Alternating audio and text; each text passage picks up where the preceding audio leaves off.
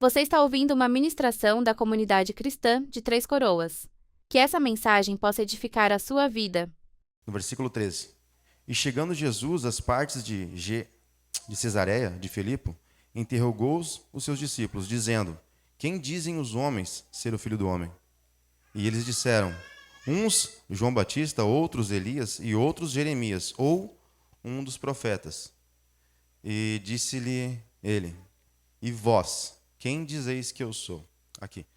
Eu quero te convidar a fazer uma dinâmica agora de imaginação. Né? Deus ele nos deu uma capacidade de imaginar muito grande. E eu quero te convidar, realmente, se tu conseguir, por um instante, por um momento, te imaginar nessa roda, nesse lugar, nesse tempo, aproximadamente 2000 anos atrás. Tu sentado com ele, com os discípulos dele, junto com ele ali, e ele olhando para ti. Tu consegue pensar isso, te imaginar nesse lugar? E é dessa forma como ela me confronta. E eu quero te convidar, de fato, a tu agora conseguir... Vamos fazer diferente. Eu quero te convidar a fechar teus olhos. Um pouquinho só. E se tu puder, olhar agora, dentro da tua imaginação, te enxergar nesse lugar. Jesus olhando para ti e dizendo: quem eu sou. Amém? Eu espero que vocês tenham conseguido voltar. Aqui a gente vai continuar na mensagem e a gente tem aqui uma parte onde aqui Pedro tem a revelação de Deus, de quem Jesus é. E de fato, eu acredito em tudo isso. Mas eu quero que vocês pensem de uma forma individual. Quem ele é para ti. Quem ele é para mim, quem ele é para ti. Como tu consegue descrever Jesus? Como tu descreve ele? Como tu fala que ele é? Quem tu fala que ele é para ti? É isso que eu quero enfatizar contigo. Depois disso, a gente tem, eu por mim, essa mensagem, como ela fala comigo, é dessa forma que eu quero compartilhar com vocês. Por vezes, a resposta a essa pergunta da minha vida depende da circunstância que eu estou enfrentando ou de como eu me encontro, como eu me vejo, como eu me conheço. Às vezes eu acabo limitando Cristo na minha vida por achar que Cristo parece ser tão distante. A gente diz, ele é Deus realmente, ele é Cristo, ele é o Messias, ele é o enviado. Mas pessoalmente, aquela intimidade, essa resposta, eu não consigo dar. Por vezes ela fica vaga dentro de mim. Por vezes ela fica tão... Eu simplesmente falo quem Cristo é a partir daquilo que eu escuto do outro dizendo. É como se a gente tivesse tão envolvido, tivesse fazendo um monte de coisas, mas realmente responder essa pergunta de uma forma pessoal, eu não consigo. Dentro desse texto, ali no versículo 13, ele pergunta para os discípulos: quem é o pessoal aí de fora? Quem é o pessoal aí que não me conhece, que não está no nosso seio? Fala que eu sou. E eles vão dizer: alguns dizem que tu é um profeta, Elias, João Batista, Jeremias. E aí eu acredito, Jesus usou essa primeira pergunta para enfatizar a segunda. Eu não consigo ver de outra forma. Eu acredito que ele incentiva isso para que a segunda pergunta seja feita. Tá, mas e vocês que estão perto, que estão vivendo comigo, quem eu sou para vocês? Quem vocês acham que eu sou? E assim como as pessoas de fora, às vezes a gente simplesmente está nisso. A gente só fala quem ele é a partir daquilo que a gente escuta dos outros dizer. E o tempo todo ele não nos convida a ser dessa forma. Ele nos convida de fato a conhecê-lo na plenitude. Embora que Paulo vai dizer lá em Filipenses 3, né, que ele busca conhecer. Não que ele já tenha conhecido, mas ele busca conhecer. Né, e ser participante do seu sofrimento também. É isso que Paulo fala. E então, assim como o povo não entende, por vezes a gente também. Por vezes eu, Roaldo, eu posso estar tão envolvido com as coisas, posso estar tão fazendo tudo que o cronograma pede para me fazer, posso estar vindo na sala de oração, posso estar vindo no culto de domingo, posso estar dizimando, posso estar ofertando, posso estar fazendo tudo. Mas mesmo assim ainda posso não conhecer. Semana passada o Abel ministrou algo aqui, e para mim eu anotei ali, eu tenho um grupo que volta e meia eu estou anotando no celular, um grupo pessoal, e aí eu coloquei que a gente pode, né, que mesmo no corpo, eu posso ser um membro morto, se eu não estiver conectado à cabeça. Essa foi a forma como eu anotei. Eu não sei como a mensagem falou contigo semana passada, mas isso foi o que ela falou. E para mim foi bem forte. Eu tive que dar uma pesquisada um pouco mais a fundo e tentar entender. A gente tem essa passagem, assim como o Felipe também. Felipe chega em um determinado momento, eu não lembro de cabeça agora onde é que está na Bíblia, mas Felipe chega em um determinado momento para Jesus e ele pede para Jesus: Senhor, mostra-nos o Pai. E aí Jesus fala: cara, eu estou aqui, aquele que vê a mim, vê o Pai. E às vezes é isso que a gente está tão envolvido que a gente perde a sensibilidade de quem é realmente o Pai. A gente faz todas as coisas corretas, a gente faz o que precisa fazer, mas a gente não o conhece. A gente de fato não ou nem se esforça em conhecer. A gente simplesmente está fazendo tudo o que o cronograma pede. Mas de fato aquela obediência ao chamado, aquela obediência à voz dele, a gente por vezes não faz. Eu estou dizendo de mim, não sei vocês, mas para mim é bem complicado. Às vezes eu estou tão espirituoso assim, e em determinado momento as circunstâncias começam a me afundar, começam a me botar para baixo, e a resposta a essa pergunta às vezes eu não consigo dar, porque eu estou enfrentando um problema que seja financeiro, um problema familiar, um problema que me deixa mais ver as circunstâncias do que propriamente Cristo através dela. Que me faz ver mais aquilo que eu conheço de mim, porque eu sou um cara limitado. Eu tive uma experiência uma vez onde a gente pôde compartilhar esse texto num pequeno grupo. E a gente fez então essa pergunta: como se Cristo estivesse ali? Qual seria a tua resposta? E se vocês tiverem essa oportunidade um dia, façam. As respostas são bem variadas. Alguns de fato vão dizer isso. Ele é o Cristo, e de fato ele é. Ele é o meu Salvador, o meu Senhor, e de fato tudo isso ele é. Mas alguns, talvez em meio àquilo, não vão ter resposta, em meio a essa pergunta. Porque vão estar voltando para si. Talvez até falem, como eu já ouvi.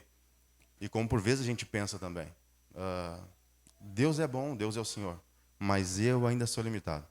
Mas eu ainda não consigo. Mas eu ainda não estou entrando nessa plenitude. Ou seja, por vezes a resposta a essa pergunta está mais voltada em quem nós nos conhecemos de nós mesmos do que a gente pode conhecer dele. Por vezes a gente não coloca ele no lugar dele, no lugar de plenitude. A gente simplesmente coloca a gente no lugar dessa resposta. E eu estou falando de mim. Não sei se vocês se identificam com isso, mas de mim. Eu sou bem... às vezes eu acabo entrando nesse lugar. Mas assim, de fato, eu fiz um monte de anotação e eu acho que já me perdi no caminho aqui e vai estar tudo certo. Vamos ver no final se eu consigo concluir aquilo que estava vindo essa semana. Mas, enfim, a resposta a essa pergunta, por vezes, ela pode ser tão interrompida, ou como é que eu posso dizer? Como é que eu posso usar a palavra? Ela pode ser influenciada de acordo com a circunstância que eu estou passando. De acordo com aquilo que eu estou fazendo, se a gente não consegue as coisas que a gente quer. Teve alguns momentos que a gente percebe que às vezes as pessoas dizem assim: agora está dando tudo certo, agora é Deus no negócio, agora as coisas estão acontecendo, agora é Deus no negócio, está dando tudo certo, está tudo ok. E aí eu pergunto: tá, e quando não estava dando tudo certo, será que Deus também não estava ali? Quando as coisas não estavam de acordo com como a gente queria, como de acordo com a minha justiça, será que não era Deus ali? Em João 16, o último versículo lá. Pode botar para nós ali João 16, por favor, 33. Eu acho que é esse.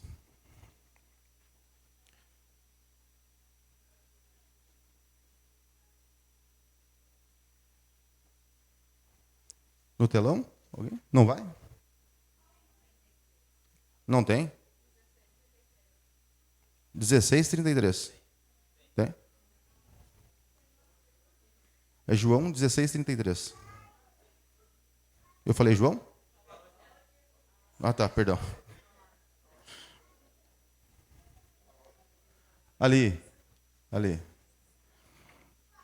Aqui em João, é muito precioso esse texto para mim, assim, algo que me traz essa...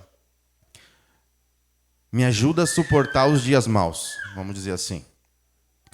Aqui a gente está falando alguma coisa e Jesus está falando ali um pouco antes sobre, vocês vão ser entregados, vocês vão ser perseguidos por causa de mim, vocês vão ser... Toda aquela parte ruim do evangelho, que a gente tem que seguir também, né? A gente tem que vamos enfrentar perseguição, vamos enfrentar injúrias, e ele vai falando isso para os discípulos ali. Só que chega no final do capítulo, e ele diz assim, eu disse tudo isso para vocês, para que tenham paz em mim. E aí ele vai dizer que aqui no mundo vocês terão aflições, mas animem-se, pois eu venci o mundo. E aí, por vezes, eu penso assim, como é que eu vou me animar no meio da aflição? Como é que eu vou ficar feliz quando a coisa não está legal? Como é que eu vou ter paz quando a coisa não está legal? Só que ali está o segredo, para mim. Em mim, vocês vão ter paz. Então, independente daquilo que a gente tem passado, o nosso olhar não pode fugir da presença dele. Assim como esse povo ali, que ele vai questionar em Mateus 16, no 13 ali, que fala das pessoas de fora, as pessoas de fora normalmente não conhecem a Cristo. Normalmente eles conhecem através daquilo que a gente anuncia, daquilo que a gente posta, daquilo que a gente fala, mas eles não conhecem a Cristo. E às vezes a gente também não conhece a Cristo. A gente acha que conhece. E a falta do conhecimento de Cristo ou de quem Ele é gera em nós, de fato, uma identidade distorcida da imagem dele. Às vezes a gente associa Jesus somente com coisas boas, ou seja, a partir daquilo que ele fizer, tudo vai dar certo na minha vida. Nada vai dar errado. Só que ele não disse isso. Se tem uma das promessas de Cristo para nós, hoje, eu diria que acho que a mais forte, a mais real é essa aqui. Cara, no mundo vocês vão ter aflição. No mundo vai ser difícil. Vai ser complicado. Mas aí, através dessa promessa, ele te convida, ele me convida. Mas tem de bom ânimo. Eu venci o mundo. Ou seja, cara, eu preciso me animar porque ele venceu o mundo. O meu ânimo não está baseado em mim, mas nele. Essa é uma mensagem que, de vez em quando, ela me confronta e ela me coloca assim, num lugar de reflexão. Para avaliar, de fato, aquilo que eu estou fazendo, as minhas atitudes, que eu posso te garantir que o meu coração é totalmente bíblico. Porque Jeremias disse que o coração do homem é enganoso, cara. E pensa num coração que me engana é o meu, direto, cara, direto. Jeremias disse que o coração era enganoso, então, cara, o meu é bíblico, de fato. Pensa numas cabeçadas que eu dou às vezes, sabe? Pensando, tentando fazer o certo, tentando fazer o correto, aquilo que eu entendo, daqui a pouco, cara, errei de novo. Mas apesar de tudo isso, que a nossa resposta a essa pergunta não seja baseada naquilo que a gente conhece, naquilo que a gente sabe apenas, naquilo que a gente tem por certo, mas que a resposta a essa pergunta de quem Cristo é, para nós, seja de fato algo pessoal, que a gente consiga dizer. Ele está disposto a se revelar para nós todos os dias. Assim como ele falou em Mateus 28, né? Que todos os dias ele estaria com a gente. Todos os dias. E às vezes a gente tem acesso a essa fonte limitada de Cristo e a gente não acessa. Essa fonte de Cristo que não tem fim, ela não acaba. Ela é uma fonte eterna. A gente não acessa essa fonte. Eu não sei tu, mas talvez eu vou usar de desculpa por vezes. É o tempo, hoje não deu certo, hoje eu não consegui parar para fazer, não consegui parar para conhecer, hoje o correrio estava grande. Mas se a gente entender que é o tempo todo, não existe separação da hora, do dia, que a gente consiga separar Cristo da gente. É o tempo todo ele está ali. Não existe aquela 1 hora de manhã, vou levantar às 6, vou orar até às 7, nesse momento não. Isso é bom, isso faz parte da nossa intimidade com Deus. E é necessário.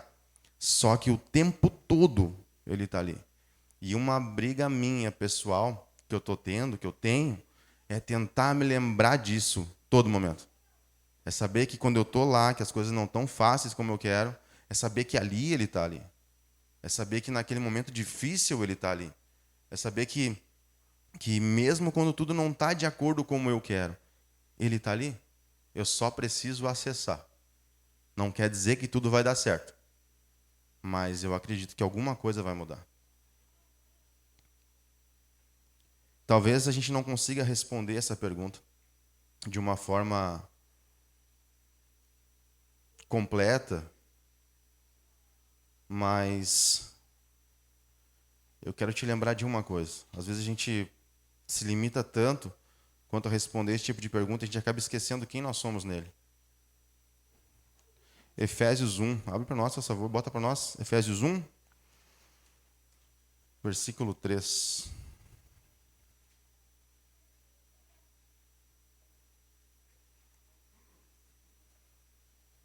A gente esquece às vezes dessas coisas. A gente se deixa levar tanto por aquilo que a circunstância, que o mundo tem jogado com a gente, que, de fato, a gente acaba esquecendo. Versículo 3 vai dizer assim, ó: Bendito Deus e Pai de nosso Senhor Jesus Cristo, o qual nos abençoou com todas as bênçãos espirituais nos lugares celestiais em Cristo, como também nos elegeu nele antes da fundação do mundo, para que fôssemos santos e irrepreensíveis diante dele, em caridade, e nos predestinou para filhos de adoção por Jesus Cristo, para isso mesmo, para si mesmo, segundo o beneplácito de sua vontade, para o louvor de sua graça, pela qual nos fez agradáveis a si, no amado, em quem temos a redenção, pelo seu sangue, a remissão das ofensas, segundo as riquezas de sua graça, que ele fez abundar para conosco em toda a sabedoria e prudência. E é isso que eu quero compartilhar contigo e fazer com que o meu coração também entenda. Que apesar de tudo, a gente está nesse lugar. Nós fomos sim escolhidos e separados nele. Nós fomos chamados nele. Nós precisamos estar nele. Nosso olhar é nele. E essa palavra nele, em, a gente precisa entender muito bem. Não é através, não é por causa dele, mas é nele. Nós estamos inseridos nele, de fato. E essa é a verdade que a gente precisa carregar. Tem uma expressão que a gente usa, a gente termina as orações, né? Às vezes sempre dizendo, em nome de Jesus. E às vezes a gente não se dá conta do que esse em nome de Jesus quer dizer. Há muito tempo atrás, aproximadamente uns 10 anos, eu ouvi o Luiz ministrando sobre isso. E em nome de Jesus significa que eu estou no lugar de alguém, eu estou representando alguém. Ou seja, eu estou ali para... É como se a pessoa não pudesse estar, se o Abel me mandasse em tal lugar com uma autoridade, e eu vou lá, e aí tinha aquela pergunta, antigamente a gente via muito nos filmes, tu vem da parte de quem? Tu vem em nome de quem? E a gente dizia, na parte de fulano, em nome de fulano. Ou seja, eu estou representando alguém. E é isso que a gente se esquece no decorrer da nossa caminhada. A gente se esquece que de fato a gente está em alguém. Em Cristo. É nele essa verdade. Eu não sei como é que tu consegue entender isso, mas eu queria fazer uma outra pergunta para vocês. Quantos aqui já receberam o Senhor como o seu Senhor e Salvador? Amém? Amém. Vocês já se perguntaram o que quer dizer Senhor e Salvador? Se Ele é teu Salvador, te salvou de quê? Do que Ele te salvou? Às vezes é difícil, a gente não consegue responder isso. A gente não consegue responder do que Ele me salvou. Em Mateus 1:21 está essa resposta. Ele salvou o seu povo do pecado. E se Ele me salvou do pecado, por que eu peco? Por que eu continuo pecando? E Paulo vai dizer isso lá em Romanos 7, né? Ele fala um pouco ali do bem que eu quero fazer, eu não faço. Mas o mal que eu não quero, esse eu faço. E aí no final ele vai terminar assim, miserável homem que sou. É tipo isso. A gente vai continuar nessa batalha, a gente vai continuar nessa luta, a gente vai continuar nessa guerra até o fim dos tempos. Até quando Jesus de fato vir e transformar nosso corpo num corpo glorioso. Mas então se Ele me salvou do pecado, por que eu continuo pecando? A gente não deve continuar pecando, abrir bem claro aqui, deixar bem claro, a gente não deve continuar pecando, né? Como Paulo diz, cara, a gente deve lutar contra isso. gente não deve pecar por, né? Mas a gente precisa ter uma força de vontade para lutar contra isso. E aí, beleza. Se ele é então o teu Salvador, te salvou do pecado, ele agora passa a ser o teu Senhor, certo? E a gente tem uma cultura, uma cultura bem antiga, de a gente chamar as pessoas de mais idade, né? Como uma forma de respeito, senhor, senhora. A gente tem esse hábito de chamar as pessoas dessa forma. Como uma forma de educação, uma forma de respeito, a gente faz isso. Só que, se a gente for de fato olhar o sentido da palavra Senhor, ela quer dizer algo que é proprietário, dono, ou seja, se eu vou me tratar agora com o Abel, por exemplo, que o Abel, vou me dirigir a ele como meu Senhor. Ou seja, o Abel é dono da minha vida. Tudo que eu fizer agora vai ter que ser direcionado por ele. Então, Senhor não é uma forma de educação. Senhor, quando a gente se trata ao Senhor Jesus, é o fato de, cara, eu pertenço a ti. Tu é de fato o meu dono. Tudo que eu faço tem que ser dirigido por ti. Tudo que eu faço tem que ser a partir de ti. Esse é o sentido da palavra Senhor. Eu pertenço a alguém. Eu pertenço a ele a ponto de que tudo que eu fizer tem que ser influenciado diretamente por ele. E eu posso dizer para vocês e garantir que eu não consigo tudo. Eu sou teimoso muitas vezes. Estou tentando ainda. E eu não sei se tu consegue responder essa primeira pergunta que eu fiz. De que se ele tivesse, de fato, ali, olhando para ti, com os olhos fixos nos teus olhos, quem ele é? O problema dessa pergunta é que... O problema aqui da colocação, da forma que eu coloquei, é que ela não existe. Ela não tem como. É uma pergunta que fica vaga.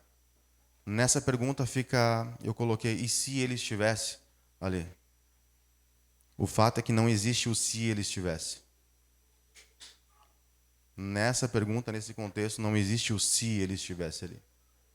Essa é uma daquelas perguntas do Evangelho que ela foi feita há 2000 anos atrás, mas ela ecoa por gerações. Então esse e se não existe. O fato é de que ele ainda continua perguntando para a gente, todos os dias, quem eu sou para ti? Quem eu sou para ti? E por vezes eu tenho esquecido de dar essa resposta. Por vezes ela tem sido ofuscada na minha vida. Por vezes eu acabo, ao invés de responder quem de fato Cristo é, eu sei mais responder quem eu sou do que propriamente quem Ele é.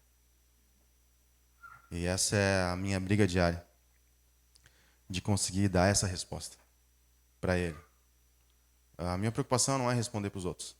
A minha preocupação não é responder para seja lá quem for.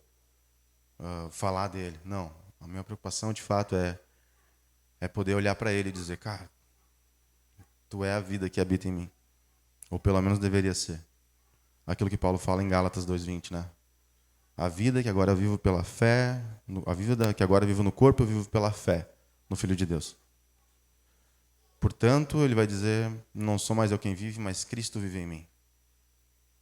E, cara, é uma coisa difícil para mim.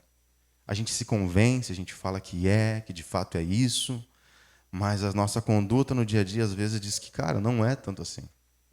Pelo menos não é o que deveria ser. Mas, apesar disso, eu ainda consigo olhar para Cristo e, cara, ver uma misericórdia incrível. Que independente de como a gente se vê, o olhar que Ele tem sobre nós é aquilo que Ele fez. É aquilo que Ele se entregou de fato. É aquilo que Ele fez, aquele sacrifício dele na cruz. É um sacrifício que se estende, e também com uma pergunta que se estende no Evangelho, é algo tão real. É como se hoje a pessoa que se entregasse a Cristo hoje, se rendesse a Ele hoje, é como se aquele sacrifício estivesse sendo refeito na vida dela, de uma forma individual. Mas tivesse sido renovado aquilo nela. Então é isso que apesar de o meu entendimento sobre minha vida tentar limitar o tempo todo quem Cristo é, a palavra me diz que não. Que apesar das minhas circunstâncias, apesar daquilo que eu faço, Ele continua disposto a me alcançar. O Abel, semana passada, trouxe a mensagem sobre João 15, vai falar da videira, que Ele é a videira verdadeira e que nós somos os galhos. E aí foi onde me pegou. Cara, por vezes eu sou um galho, conectado à videira, só que às vezes morto ou morrendo. Só que eu fui com aquilo para casa, fui pensando nisso, e eu pensei, cara, por vezes eu sou esse tipo de gente. Só que eu me esqueço que na videira, de fato, tem uma seiva que jorra diariamente, uma seiva que não acaba, aquela seiva que não tem fim. Essa seiva é a vida de Cristo fluindo na videira através de nós. E a gente tem acesso a essa seiva. A gente tem livre acesso a essa seiva. Então, independente de como a gente se vê, talvez hoje a gente está se vendo limitado, eu posso garantir pela Bíblia que, de fato, ainda há seiva abundante para todos nós. Para reaviver essa chama, reaviver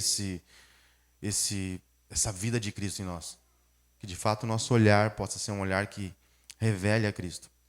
E se hoje tu não consegue, talvez, dar essa resposta de quem Cristo é, que a gente possa buscar esse lugar. Que a gente possa, de fato, mergulhar nesse lugar a ponto de desejar dar essa resposta para Ele. Amém? Já estou concluindo. Eu só queria te convidar por um momento, assim como o Pedro colocou, se tu puder agora te colocar de pé por um instante.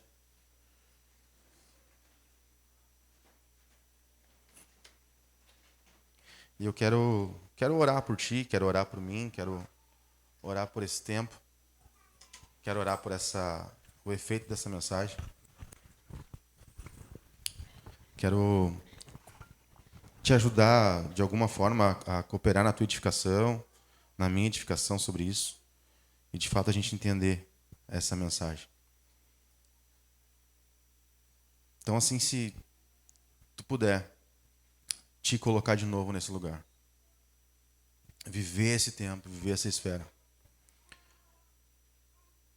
Eu acredito que Cristo ainda quer falar com a gente, quer se revelar conosco, se revelar a nós. Amém. Senhor.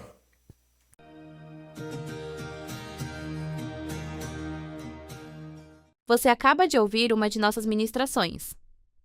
Esteja conosco em nossas reuniões e nos siga nas redes sociais.